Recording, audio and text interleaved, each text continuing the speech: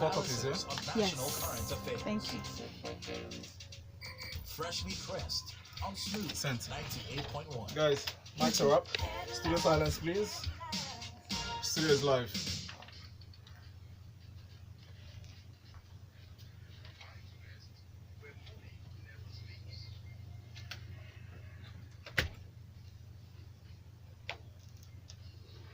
Good morning, Lagos, and thank you for joining us here on Smooth Breakfast with Ayo. And Valentine. And it's time for us to go into detailed analysis of our newspaper stories this morning inside of Freshly Pressed 981. Find that hashtag on Twitter. At least add it to your messages on Twitter where you tweet at Smooth981FM so we can see your messages, alright? So attach Freshly Pressed 981 as a hashtag to those messages. Alright, you can also send your messages to our WhatsApp number 0809 444 0981. I'll take that again, 0809 444 0981. We're joined by our analyst this morning, Cheta Nwaeze. Is at Chickstar on Twitter. Good morning, Cheta. Good morning, how are you? Very well, thank you. And of course, Justin Ijeh at Justin Ijeh. Good morning. Morning, Lagos. Morning, Valentine. And the man who celebrated his birthday yesterday, Ikemesit Effiong. Good morning. Good morning, and I'm greeting the man who in how many days time? 2 days time? Will be wow, thank you. It's your day, Valentine. I thought you were talking about Cheta for a second. Okay. Ikemesit is Oh, who cares about it? You don't know the birthdays are expensive. Just on the record, it's not his birthday on the 14th. Yeah, I know, just Ikemesit, boy, it could as well be. Who broke the tradition? Maybe I shouldn't have said that, so we receive cakes on Thursday. You can find Ikemesit on Twitter at Judge Ike. Alright, so let's get right to the stories. Alright, straight to the stories today. The first one here from Vanguard newspaper. Federal government lack of commitment fueling gas flaring, operators have said. Now, the federal government has been accused of failing to show the necessary commitment needed to end gas flaring in the Nigerian petroleum industry. Just to remind us that in a day, per day, Nigeria is said to flare 800 million standard cubic feet of gas, and is 7th highest in the world. In loss. Burning. But It's called burning money. burning money, Justin. Yeah. So, I mean, there's a lot of finger pointing in this article. One party saying the government, just like the headline says, the government is showing lack of commitment, and then somebody's trying to shade at the gas consuming community, That's which is the power investors that they are not taking gas and all that. So, for instance, the chief operating officer of gas and power of NNRC, Mr. Said Mohammed, had said here that had argued that gas producers and pipeline operators are committed to ending gas flaring by boosting gas supply. However, that the liquidity issues of the Nigerian power sector is affecting everybody. He goes on to give the NLNG example. NLNG is working because people are committed to the contracts. But that's finger pointing, and it takes away from some of the fundamentals of each one. What are those fundamentals? First of all, both sides have a valid argument.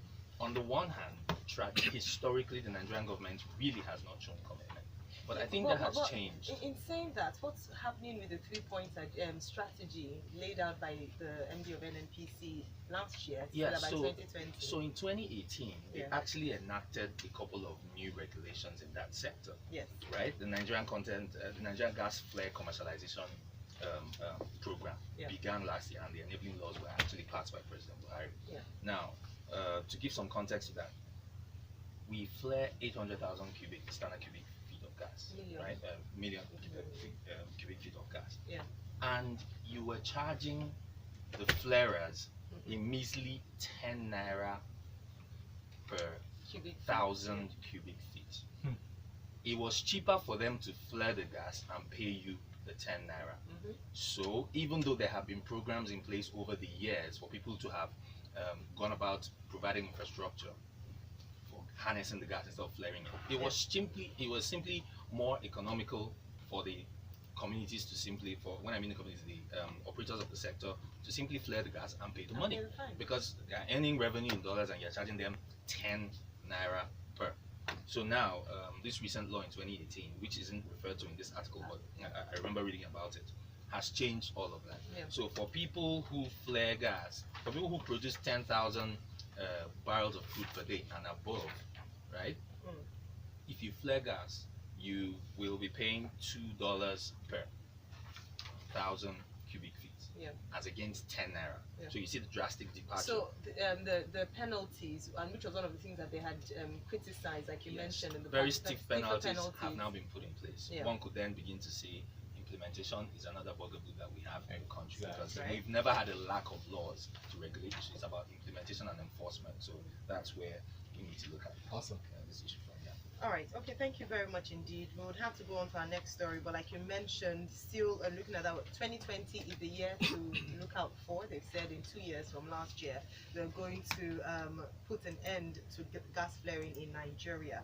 All right. Moving away from that, we go on to this one in the Vanguard newspaper. That is Divergent views as 20 presidential candidates present West African school certificates as qualification. Now, barely, it's only, is it 4 days? Countdown, 4 days to Yes. Saturday to the presidential election, and a total of 72 presidential candidates and another 72 vice presidential candidates are expected to run. Now, out of them, 20 of them have presented by, our constitution, they're allowed to, as the minimum qualification for running for president is, West African school certificate. But we have debates about this, Cheta. Do you want to weigh in on that debate with regards to? No, there's nothing to weigh in on. This is one of the problems of this country. We love majoring in the minor.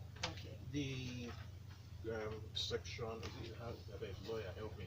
Is this section 131 of the Constitution or paragraph 131, whatever it is? Paragraph 131 is very clear. A person shall be Section qualified. 177D.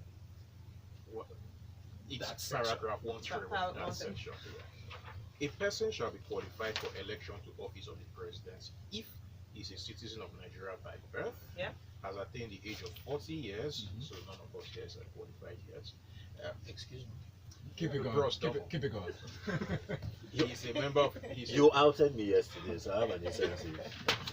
Please go ahead. Go Ikemesit. on, go on. So he's the qualification citizen of Nigeria by birth, so Yeah. naturalized people disqualified. He has attained the age of 40.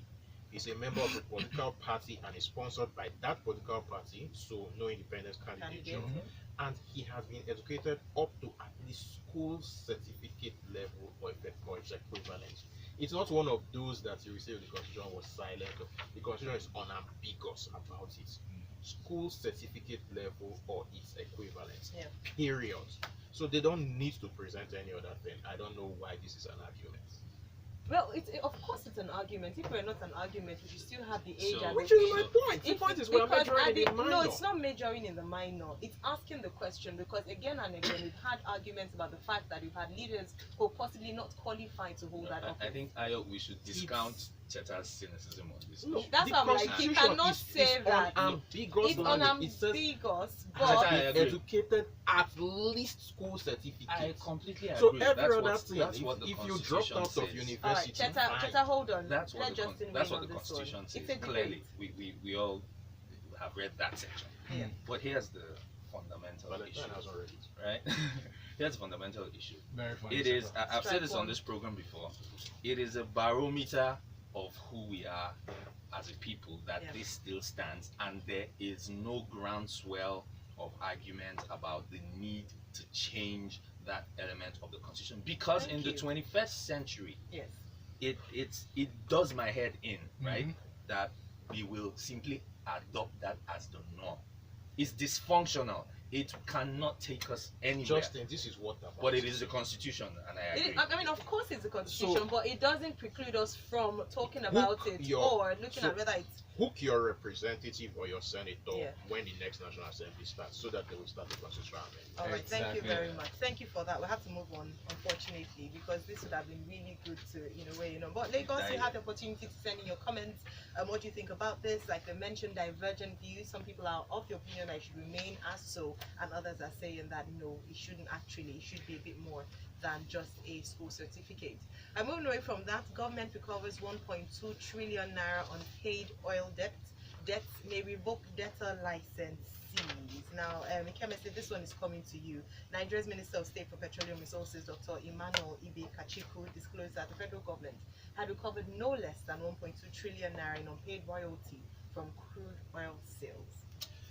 Okay, so interesting in terms of the actual ballpark figure, but then And there are some things that the story is silent on. The story doesn't tell us what the time frame for these recoveries are. And when we have a situation where so over the last 6 to 8 months, customs has recovered this, the Nigerian port authorities has recovered this particular revenue generating ministry has recovered this, and you just oppose that with the narrative coming from the central government itself, where we are increasingly entering into all sorts of debt facilities in order to facilitate both recurrent and capital commitments. The question then becomes, how do you marry these things together? The challenge with this story, and I mean, I made a lot of lines as well, I'm going to ignore them right now. The challenge, and part of the problem, is the reporting, I think, on the story, is that it is very hard for you to get a sense of what the overall financial picture of the country is if you're simply looking at the reporting. And this is where people like tracker and track it and budget become really, really important. It would have been really, really difficult for us to get a sense of what the overall health of the country's finances are. Ijeh is simply saying, okay, we've recovered unpaid oil debt. A lot of the MNOs have, for various reasons, some legal, some just a matter of administrative practice, they've been able to get away with not pulling through on some of their financial commitments. But then again, the question then becomes, over what period of time has this happened? What has been done, and how have these recovered funds been applied into the entire? So it's good for you to tell me about. So it's just, I mean, the report is just a statement of fact of what's going on, but like you mentioned, there's no real context to it. There's no real understanding. How are we supposed to make sense of this 1.2 trillion naira? If there is an appropriate context to the story, we will be better able to determine whether this is a good development, this is not so good development. We don't know if this constitutes a majority of what should have been recovered, if this constitutes all that should have been recovered, or we are under recovering funds, or even if all of this. Exactly. Alright, so this is from the Guardian newspaper. If you'd like details, the line items that Ikemesit read, you can get more details from the Guardian newspaper. We'll go on to your comments. If you'd like to send your messages, 0809 444 0981. This one is MI from Akoka. As with many other things, the federal government and other stakeholders are paying lip service to the new laws that should facilitate harnessing gas flaring. Until it costs an arm and a leg to flare gas, it will continue to be a chimney community. Bingo sent the message here. It says, who cares about the qualification of a presidential candidate? Does it guarantee good governance? The administration of a PhD holder in this country was almost a disaster. Who said who could help? He says. Ken says, so shameful that for one to apply for a job, you must have a degree, and sadly, to hold the most prestigious job in the country, you just need a school cert. Not even when you have an F9 economics and math. That's another point. It's 5 credits, whether the credit is in Yoruba, French, and has nothing to do with governance. Are there any lesser subjects? Well, English and math is compulsory. Alright, we're running out of time, please. Next story. Alright, final story not final story. Next story, pensioners beg Lagos government to pay entitlements, and this is from the Premium Times. Now, some retirees in Lagos State have pleaded with Governor Akinwumi Ambode to collect federal government bailout funds or borrow to clear their outstanding payments. So they say, do anything, just pay us our money. Justin, what's your take on this story?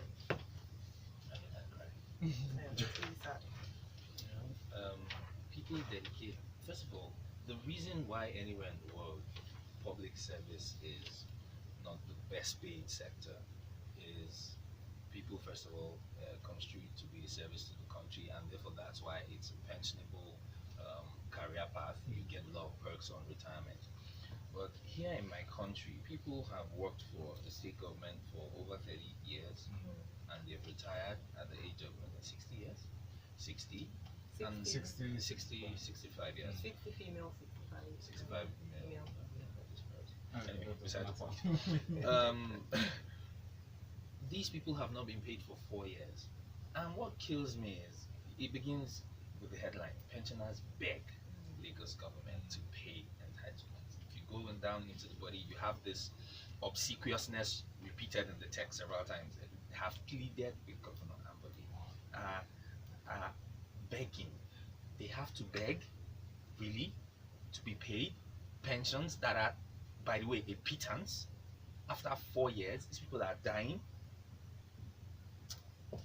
So it speaks to a larger concern now. At the end of the day, when this is paid, it's perhaps in a general sense, it's looked at as an achievement and counted as one of the government's achievements. The Which, head of service promised the payments for 2015 would be made in March 2019. So that's 4 years. The whole administration.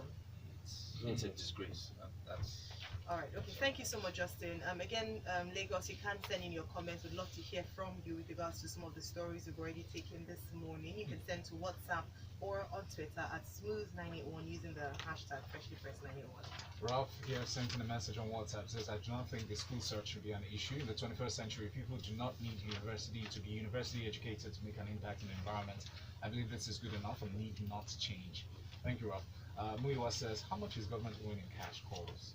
Dami from Ikeja says, a secondary school leader with a right attitude to leadership is better than a foreign university graduate who does not know his right from his left. Bolaji says, we are so amazing. We complain about qualifications, yet we leave educated candidates and vote for the uneducated. Well, OBJ from Lekki, that's arguable. OBJ from Lekki says, is nah. Let's move on from that. Ayo here says, school search or PhD? Which one guarantees good leadership? I'm camping with my man on this one. Let's not major on minor things. Interesting. Let's move on to this next one, talking about gridlock. Now, traffic gridlock will sustain sanity in Apapa environs. Joint Task Force boss made this announcement. Now, a few questions arise, but the Joint Task Force commander set up to tackle the Apapa gridlock, Rear Admiral Okon Ayo, made this announcement yesterday and assured residents, motorists, and other road users in the axis of his readiness to sustain the current sanity on the road in the interest of the public. And while I was going through the story, I was just mentally asking myself, how many times have we heard similar announcements or pronouncements made? Didn't we talk about this last week when we were celebrating the temporary disappearance of the tankers? Yeah, very temporary. So yeah, so the thing is, right now, for a lot of our listeners who are trying to navigate, the Echo Bridge from the Funshaw Williams axis, they are having issues getting on the bridge or getting down, right? I had issues getting here in the morning because of this. So all of this seems like charitable pandering to us. When you go down the story, you'd hear the Permanent Secretary of the Lagos State Ministry of Transportation say, and this is a direct quote, we would have solved the problem once, right, in terms of getting the trucks to Ogun State and saying that they were able to achieve that because of the president's visit. And then he goes on to say, we would have solved this problem once, but we're told to hand it over to the Nigerian Navy because it was, and I am not kidding, it was a federal government issue. I don't understand. I ask this question. All this thing is couched in ambiguity. Just so who's the we? Who's the person that told and gives the instructions? Because from the Rear Admiral's statements, he seemed to imply that there's a directive coming from above, certain instructions they cannot flout. You cannot go against certain impediments standing in the way.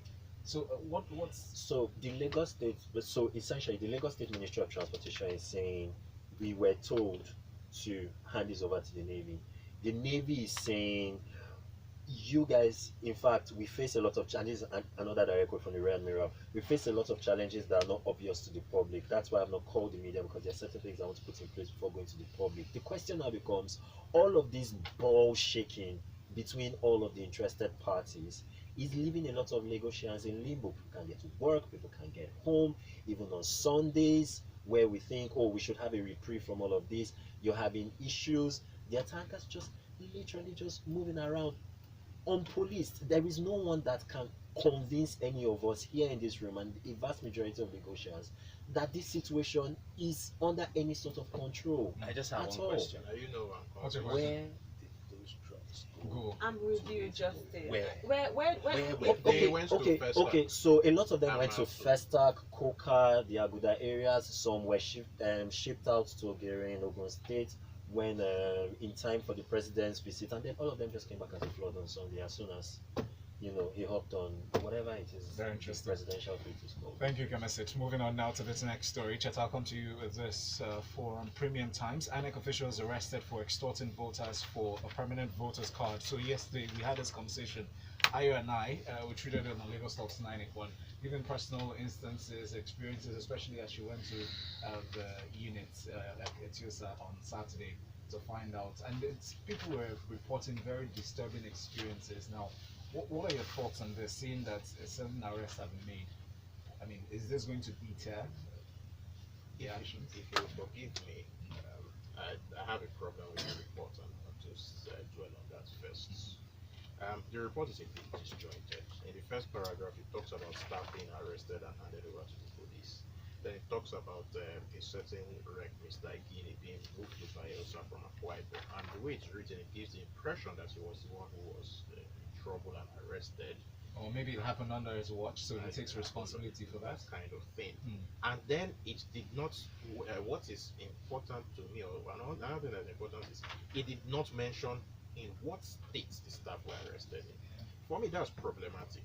We don't know if it was in Akwa Ibom, where Mr. Ijeh was before, or whether it was when he arrived in Bayelsa, or whether it was in Niger State, which is another state that was mentioned in the report, or whether it was even in Lagos. We don't know. So, I would say that it's important that everybody is vigilant, Yes. and everybody, INEC should put out maybe the help lines, contact numbers that people can call if necessary. But giving such a report only adds to the confusion, because you don't know where something is happening, and it opens the door for speculation, which is not exactly the friendly. But shouldn't the larger focus be on the fact that, I mean, the officials are clamping down on this excesses, so the reports from the public is not falling on deaf ears? There are measures being taken to curb this. That sounds all well and good, but when the report is disjointed and scattered, you don't know where. So you don't know where to focus more attention on. That's the point I'm trying to make. All right, thank you very much. We have a few messages here. And Olive here says on the pension story, isn't this the sort of cause the Labour Congress should take on and insist that the government resolve? Goes to show that they only take on issues that they benefit from, and it's really sad. Adiola here sent in a message. It says, how come it does not take 6 months to pay the pension of lawmakers and high government officials and the governor, but for the lowly workers, they have to beg and suffer for what is rightfully theirs? Kudus from Surulere sent in a message. Says it is undubitable that Undebatable, I think. yes, undubitable that the current constitution of Nigeria, as amended, is fraught with a lot of dysfunctional provisions. If I cannot imagine a school certificate holder be the MD of my father's company, which is just a small component of the entire system, why should I accept such qualification for the number one job, managing the affairs of my country? What an aberration, Kudus says. Thank you very much, Kudus. Our next story is from Vanguard newspaper. NNRC, that's the Nigerian Natural Resource Chapter, a global initiative targeted at assisting governments and societies to effectively harness the opportunities, are proposing a better resource management. Ikemesit, please take us through this. Yeah, so essentially what this initiative is shining a spotlight on is the fact that as a country we've earned more than $1 trillion with little evidence of development from essentially prospecting and harnessing our resources over the course of our lifetime as an independent country. And so what the NNRC is saying is essentially this report shines a spotlight on some of the more structural issues in the country. Talk about the fact that the current fiscal regime for sharing revenues from the various joint venture agreements that the NNPC has with the oil companies, for example, is archaic, complex, and opaque, and it limits the amount of money that is accrued to the government. Through this particular means, the report says that Nigeria has lost about $18 billion just due to the obsolete nature of our legal regime. And this is where stuff like the oil sector reform and the PIGB and the PIB that has been married in the National Assembly in one shape or the other since I think Even highlights the earlier story we treated earlier on gas flaring. Yeah, indeed. It highlights the environmental issues. It also highlights the structural issues that are also involved with the resources that that comes into the hands of the government. So it talks about the excess crude account, for example, which is not which doesn't have any solid legal backing, as it were, and is prone to the whims of the federal and the state governments. It also talks about the National Sovereign Wealth Fund, which is good on paper, but is undercapitalized. And I think this is a key fact that all of us and all of our listeners should go away with. So the Sovereign Wealth Fund has currently $2 billion in it, and that represents about $10.5 for every Nigerian. Now, the comparative number for Norway is $185,000 for Kuwait, $148,000, and for Botswana, it's $14,400. And when you look at the facts and the figures, like like that, it then brings to stark detail the 1.2 trillion, for example, that Kachiko said that we've recovered. So what does that mean? What does that mean? What does that mean in for essence? you? And then it still begs the question of how much transparency is existing in the institutions, thereof. Indeed. So indeed. Freedom So of information. yeah. So It's indeed, not it's a call for reform. It's a call for transparency. It's also a call for context. I think we should, in addition to just demanding ballpark figures, when you're dealing with information that's within the exclusive knowledge of experts, we should place a responsibility on them to present it in a form that is understandable to the average Nigerian. So yeah, so many calls. I thank you very much. We'll go to Twitter for your message. This is from Steve Obiako, and this is at Smooth981. He says, while we talk about the trucks on Western Avenue, can someone please do something about some of Sanwo-Olu's campaign mini billboards falling off the road demarcation on Adeniro Musoya and obstructing traffic? Now, it's just not about the personality they've mentioned, with regards to all those campaign boards. Sometimes you're driving very early in the morning and some of them are falling overnight. And if you're not very, very observant, you might just miss it. When I become president, the first law I will pass is to stop, because 3 weeks ago when I was in Sokoto, every single monument in Sokoto that I passed, and Sokoto is a small town, every single monument has been defaced by campaign posters. It's a law that I will pass. If you want campaign posters, build it. So now take note laws of when exist I become president. The laws exist already. He has indicated that he wants to run for politics, Lagos. Justin, let me come to you with this story for the analysis of this very quickly. Vanguard has this story. NIMASA cancels cabotage waivers, commences clamp down on defaulters. Implementation. So the cabotage laws have been in place for quite a while, reviewed in 2013, I think, and one of those is simply forbidding foreign vessels from operating our territorial waters without compliance with the Cabotage Act. Now, for some reason, the DG of NIMASA wants to clamp down today. Now, he's been in office for some years. The laws have been there for some years, but now he has a strategy and he's issuing a warning. He wants to clamp down for people who violate the Cabotage Act of 2003, and he's issuing this warning and telling them that he will no longer be friendly to defaulters. There's a particular ship in question, an LPG vessel, was warned in October 2018, and they were given 90 days grace. And this is something that shows up in the lexicon of our regulators a lot. You hear about grace, you hear about waivers. Gentlemen, the law is the law. Stop being selective with your application. Clamp it down immediately. There's no room for I'm giving you grace, I'm giving you comfort, I'm giving you Agnes. But at least it's working. Just do it. Just do it already. Very quickly, let's touch on this story, Cheta. Federal government to secure a fresh $500 million facility for job creation. The job creation part I really do not get, because it almost seems like it's a big achievement, but this is still more debt.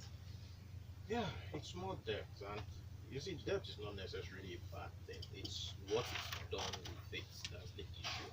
So just yesterday, the Debt Management Office announced that in the 39 months to September 2018, we spent $15.147 billion servicing debts. So the question is, are we seeing the effects of this climb in debts? It's all well and good to say that, we want to borrow another 500 million for job creation, but the numbers stare us in the face. Job unemployment has risen to 23%. That's emergency levels. By the time you combine unemployment and underemployment, we are looking at 40%. Nigeria's external debt has been rising year on year since 2015. $9 billion, $10 billion, $11 billion, and then it really went out of control. Ended last year at 19 billion. What are the What are the interest rates on these loans that we're taking? Thank you, Cheta. Find him up on Twitter at Chickster. Ikemesit is at Judge Ike. Justin Ijeh is at Justin Ijeh. I didn't shut you up, Cheta. I gave you ample time to do this. Lagos, thank you for listening to the show. Coming up next, we talk entertainment inside of the Grapevine with Ayo and Valentine. Join us then. Good morning. Good morning. morning. Best.